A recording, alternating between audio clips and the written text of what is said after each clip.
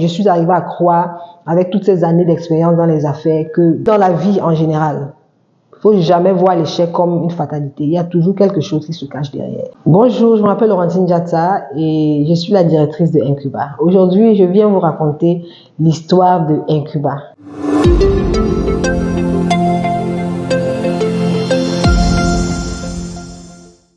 Tout a commencé en 2017 quand je travaillais dans une école de langue au Ghana et je travaillais dans l'administration. Un jour, un jeune homme burkinabé m'a approché et il m'a dit qu'il trouve vraiment que la méthodologie que l'on utilisait dans le centre était très bonne et il m'a demandé si c'était possible que nous venions au Burkina Faso pour dispenser les cours de cette manière-là. Parce que comparativement à d'autres centres de formation au Ghana, le centre dans lequel je travaillais met vraiment du paquet pour recruter de bons enseignants. Ils prennent des natifs anglophones, des natifs ghanéens qui sont professionnels dans l'enseignement de l'anglais comme seconde langue. Mais la majorité des instituts de langue au Ghana, pas tous, je dis la majorité de petites écoles de langue au Ghana, qu'est-ce qu'ils font? Ils prennent des francophones qui ont passé un peu de temps au Ghana pour en faire des profs d'anglais. Ce qui est terrible parce que d'abord, ils n'ont pas la pédagogie. Ils n'ont même pas la maîtrise de la langue anglaise. Ce n'est pas parce que l'on parle anglais qu'on peut enseigner. Ce n'est pas parce que quelqu'un parle le français qu'il peut forcément enseigner le français.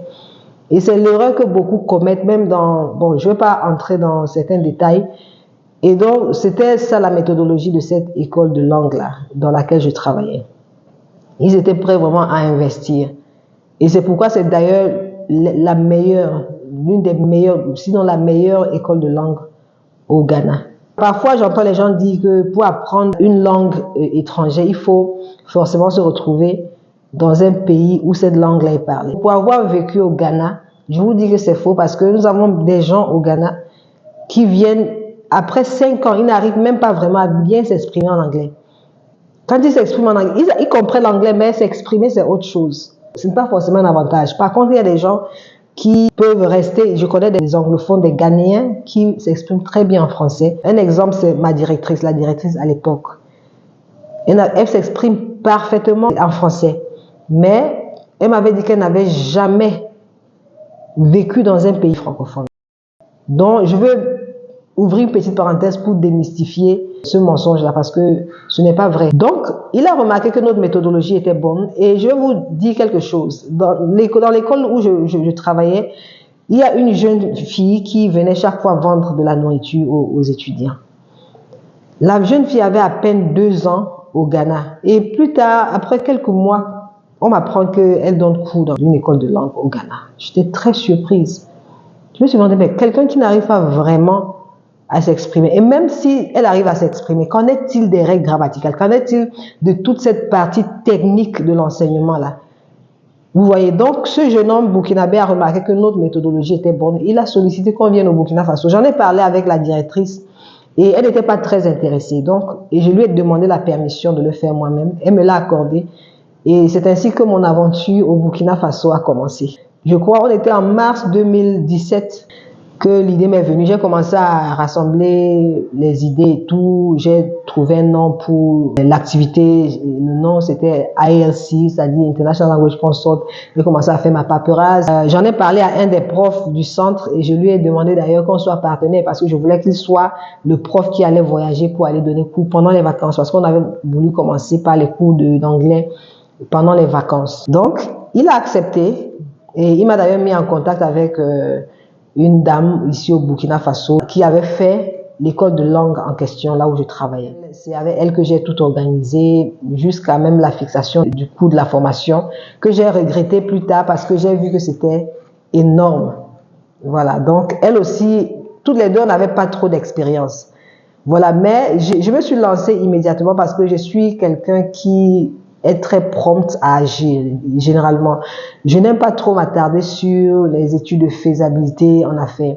Si vous me voyez faire l'étude de faisabilité, ce n'est pas dans le sens de voir si c'est faisable ou pas, ou bien...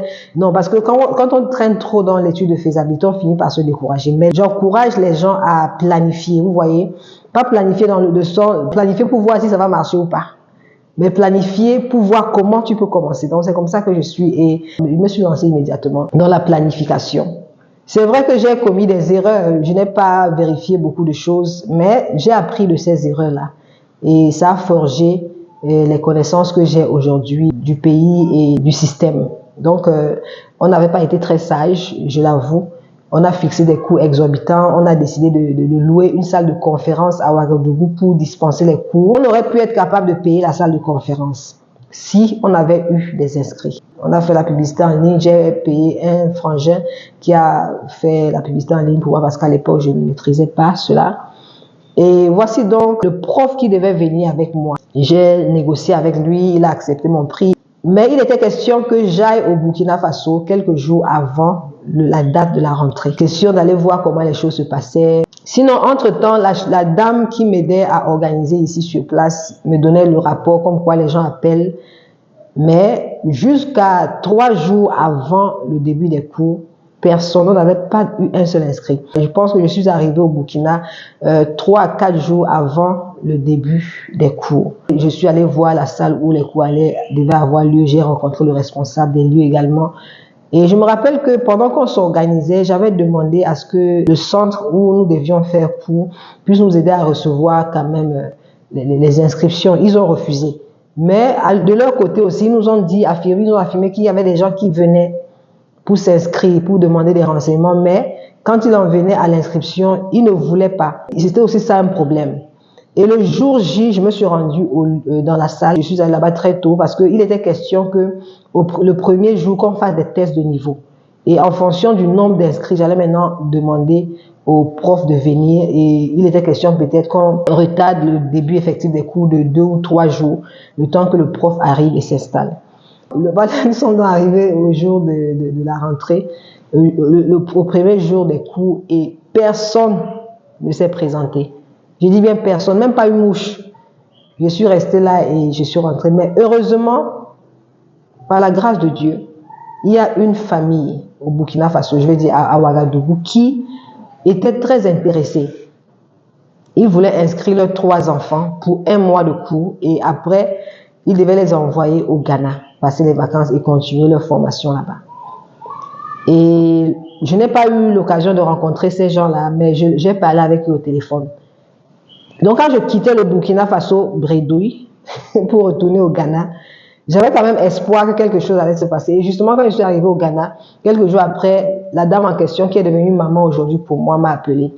Et on a fait des arrangements et elle a dit que les enfants allaient venir plutôt au Ghana. Et c'est chez moi qu'ils sont restés pendant tout ce temps de restant de vacances. Et ça s'est très bien passé. Je les ai inscrits dans le centre de formation où je travaillais. C'est comme ça que tout est parti. Nous sommes devenus une famille. Du coup, j'avais une porte qui m'était ouverte sur le Burkina Faso, dans ce sens que je pouvais désormais venir au Burkina Faso quand je voulais, sans me soucier du lieu où j'allais dormir, parce que j'avais une chambre dans cette famille d'accueil. À chaque fois que j'arrivais, j'avais une chambre qui m'était réservée. Je ne payais pas de facture, je ne payais rien du tout. C'était devenu une famille et ça m'a permis de mieux organiser la session vacances 2018. Et c'est ainsi que je suis revenue au Burkina Faso en mars 2018 et je me suis installée dans la famille d'accueil en question. Et depuis lors, j'ai fait, avant le début des cours 2018, vacances 2018, j'ai fait au moins 3 voyages sur le Burkina Faso et pendant lesquels je restais pas mal de temps.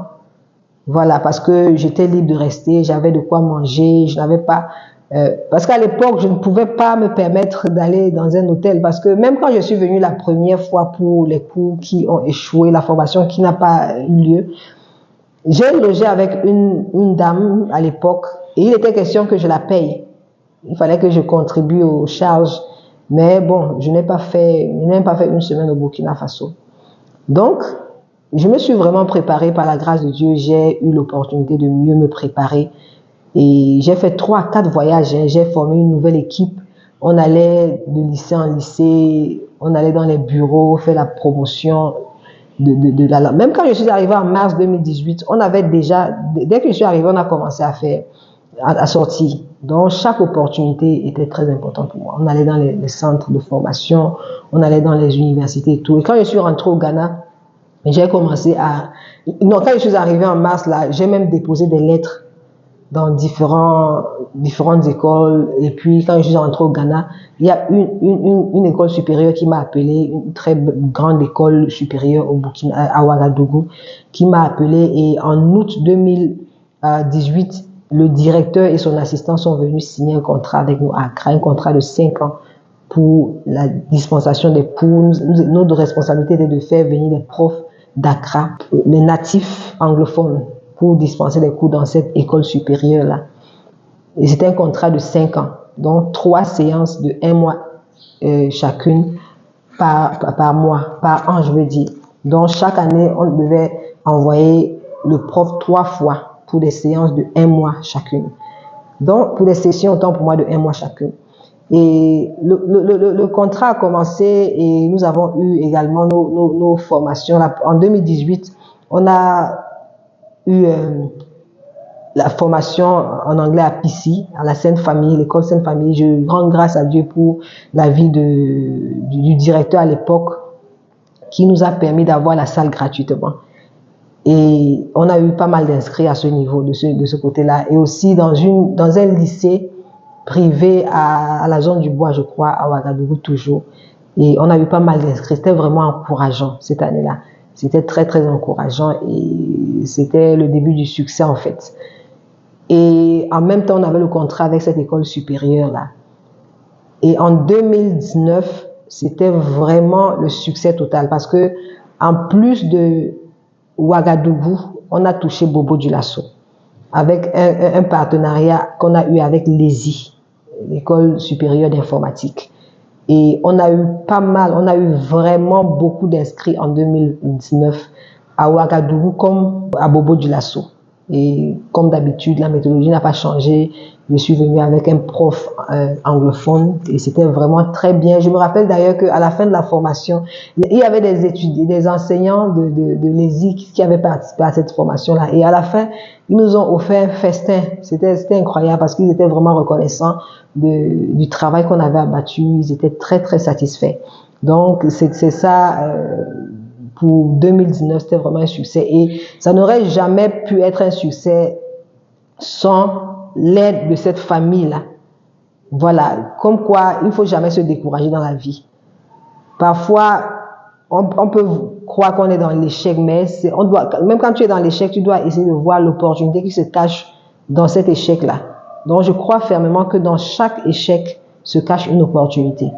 Parce que pour nous autres qui croyons en Dieu, Dieu ne peut pas nous permettre d'échouer juste comme ça. Voilà, il y a toujours une opportunité quelque part.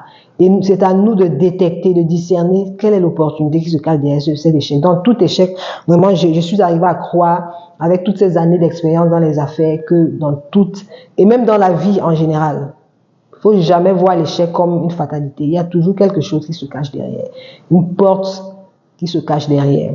Donc, ça a été vraiment intéressant. Et ça n'allait jamais être un succès sans l'aide de cette famille-là, parce que la porte, effectivement, après l'échec de 2017, c'était cette famille-là, à travers laquelle j'ai eu une deuxième chance pour vraiment faire ce que je voulais faire. Mais, en 2020, on a eu un choc à cause du Covid. On voulait même... parce qu'en 2019, tenez-vous tranquille, nous avons eu 3 localisations, c'est-à-dire on était à Pissy, c'est-à-dire Sainte-Famille, on était à le Sub-Jeunesse parce que en dehors de notre contrat avec le Sub-Jeunesse, on a demandé des salles à le Sub-Jeunesse où on donnait cours à notre propre compte. Et on avait 2 séances là-bas, matin et soir, et c'était un grand nombre, un grand effectif qu'on avait chaque fois. Donc, en 2019, ça s'est bien passé, mais en 2020, le Covid est arrivé. Et ça a tout chamboulé parce que on s'est dit à la dernière minute s'il fallait qu'on aille. Mais comme généralement je suis une fonceuse, j'ai dit non, on a déjà commencé quelque chose, on ne va pas s'arrêter. Donc malgré le Covid, on a organisé quelque chose à Ouaga et à Bobo. Ça s'est très bien passé et voilà. Ce n'était pas le même effectif que ce qu'on avait eu en 2019, mais j'étais satisfaite d'avoir fait cela. Et comme d'habitude, pendant l'année, malgré le Covid, je venais au Burkina Faso pour faire la prospection et tout et tout. Voilà, donc c'est comme ça que en 2020, c'était pas l'échec, mais c'était pas aussi le grand succès parce que logiquement, nous attendions à ce que ça aille, à ce qu'on ait un meilleur effectif que celui de 2019, mais à cause du Covid, vraiment, ça a ralenti beaucoup les choses. Et donc, en 2021, j'ai vu que l'intérêt était grandissant, l'engouement autour de l'apprentissage de la langue anglaise au niveau du Burkina Faso était grandissant et j'ai décidé d'officialiser les choses en ayant une localisation fixe. Et c'est comme ça que nous avons commencé par Bobo Dioulasso. C'est vrai que beaucoup de gens m'ont découragé en me disant pourquoi Bobo Dioulasso, pourquoi pas Ouagadougou, tout se passe à Ouagadougou et tout. Je ne comprenais pas encore jusqu'à l'année 2000, jusqu'en 2022. Voilà, je ne comprenais pas pourquoi les gens me disaient ça jusqu'à ce que on arrive en 2022 où j'ai vraiment vu que effectivement il y avait une grande différence entre Bobo Dioulasso et Ouagadougou. Voilà, donc je ne vais pas m'attarder sur cette différence-là parce que vous tous qui m'écoutez, qui connaissez le Burkina Faso, vous savez de quoi je parle. Mais malgré ça, nous sommes restés résilients. On a ouvert le centre en 2021. Même méthodologie, on devait faire venir les profs du Ghana parce que nous avons vu que c'est une méthode qui marchait et les gens aimaient ça. Voilà, l'immersion totale. C'est-à-dire, nous voulons créer une situation où nous avons non seulement des professeurs capables, c'est-à-dire qui sont vraiment expérimentés dans l'enseignement de l'anglais comme seconde langue, qui ont le savoir, qui ont vraiment une bonne maîtrise non seulement de la langue, mais de la pédagogie également. Nous ne voulions pas faire dans l'à peu près. Mais malheureusement, en 2021, le prof qui allait me suivre pour la formation a eu un empêchement. Et du coup, j'étais obligée de trouver quelqu'un sur place. Et j'ai fait la rencontre d'un monsieur d'un certain âge qui était très bon, vraiment très très bon en anglais. Et il n'est pas burkinabé, mais il n'est pas aussi purement anglophone. Il a fait des années au Ghana et il s'exprime impeccablement en anglais. C'est-à-dire que lorsque vous l'entendez parler anglais, vous n'allez même pas soupçonner qu'il est francophone. Mais le problème avec sa méthode, je lui avais dit que je ne voulais pas qu'il parle français en classe. Même pour dire un seul mot en classe, c'était hors de question. Mais le problème avec lui, c'est que, à cause du fait qu'il maîtrise le français, il passait son temps à parler le français, malgré mes instructions.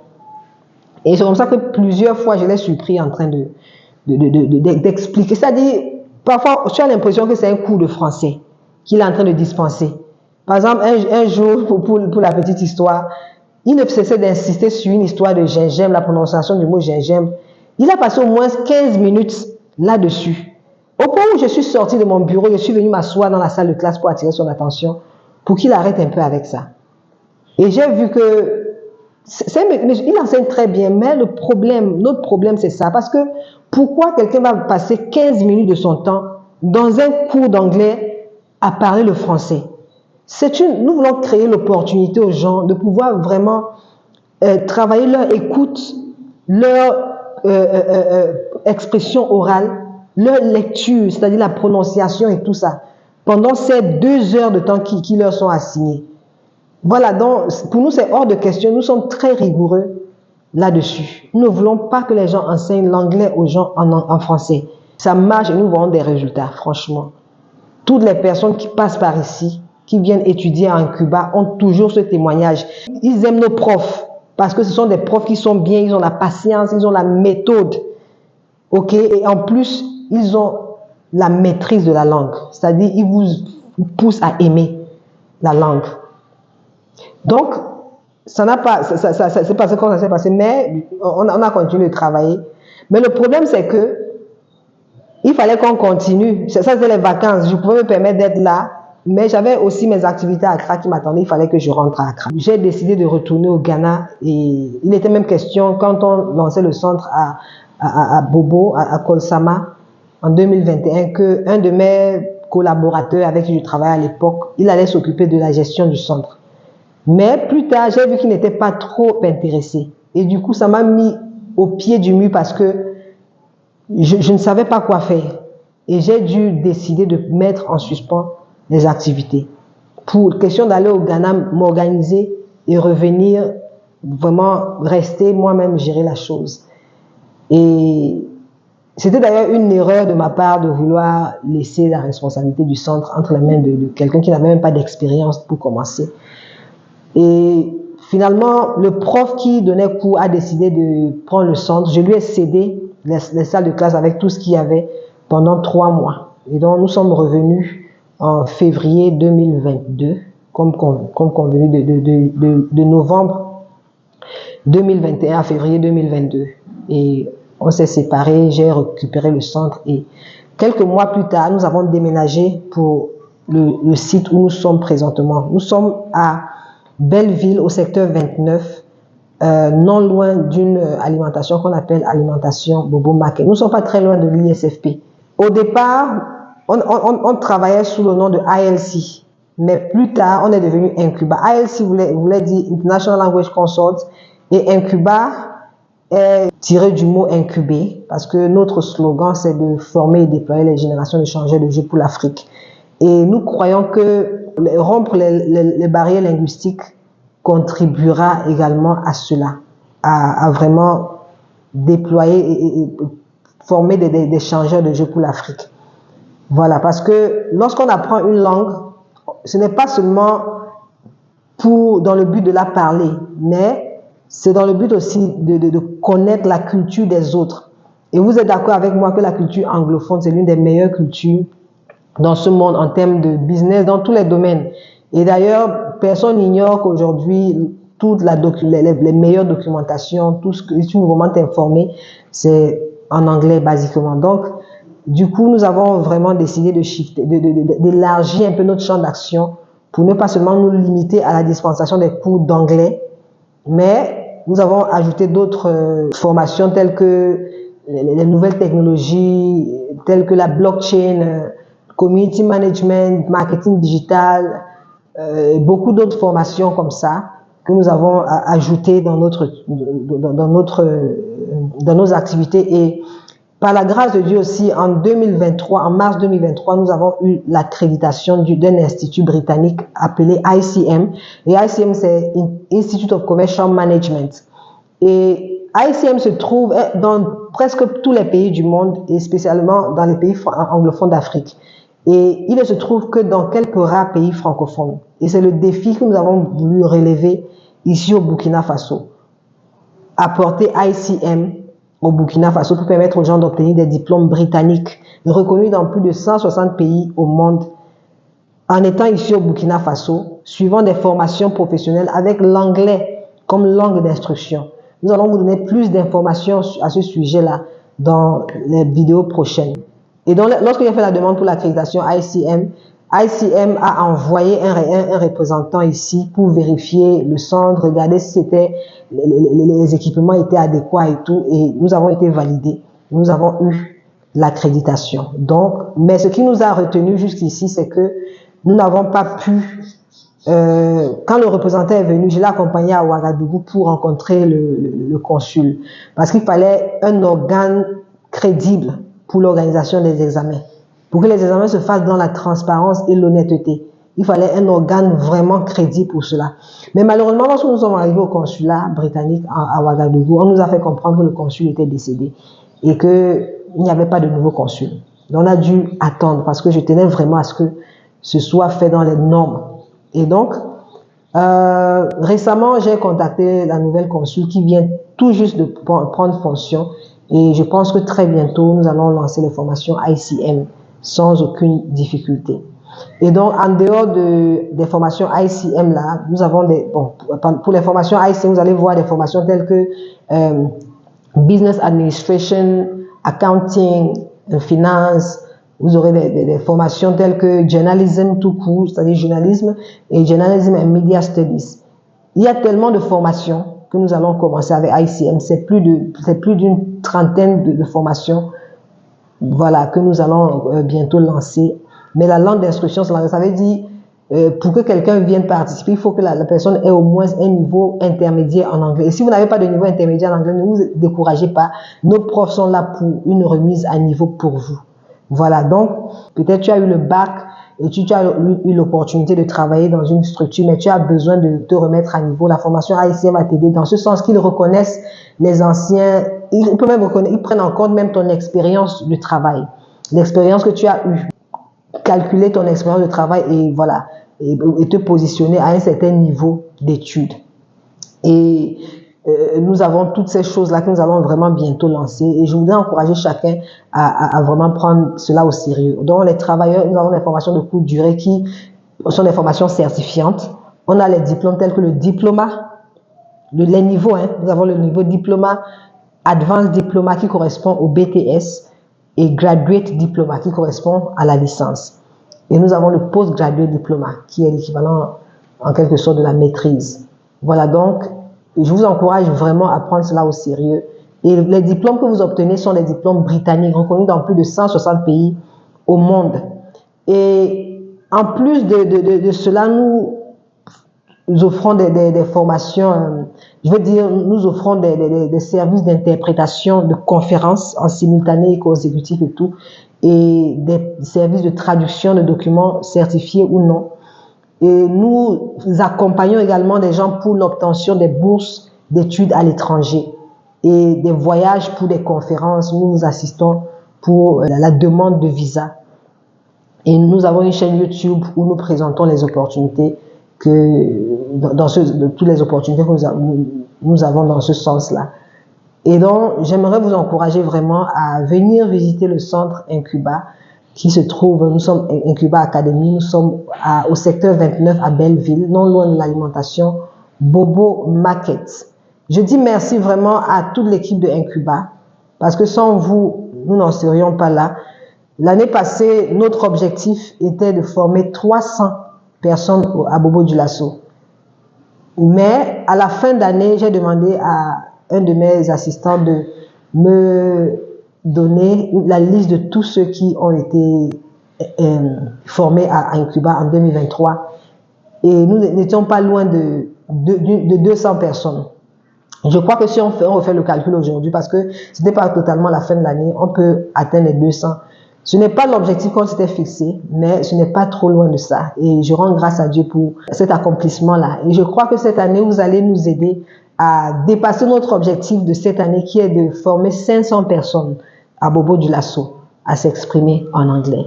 Et chaque formation dure 3 mois. Je veux dire, chaque niveau, nous avons 3 niveaux différents à Incuba Academy. On a le niveau Beginner, Intermediate et Advanced. Donc, chaque niveau dure 3 mois. Donc, sacrifiez 3 mois de votre temps pour vous former en anglais avec des professeurs natifs anglophones pour avoir cette expérience d'assimilation, cette expérience d'immersion. Chaque cours, chaque session chez nous est une immersion totale et vraiment les résultats parlent d'eux-mêmes. Merci beaucoup, merci beaucoup. Je ne saurais tout vous dire dans cette petite vidéo. Il y a tellement de choses à dire et peut-être que nous allons le faire dans les vidéos à venir. Passez une très belle journée et surtout, n'oubliez pas, passez nous voir quand vous en aurez le temps. Merci.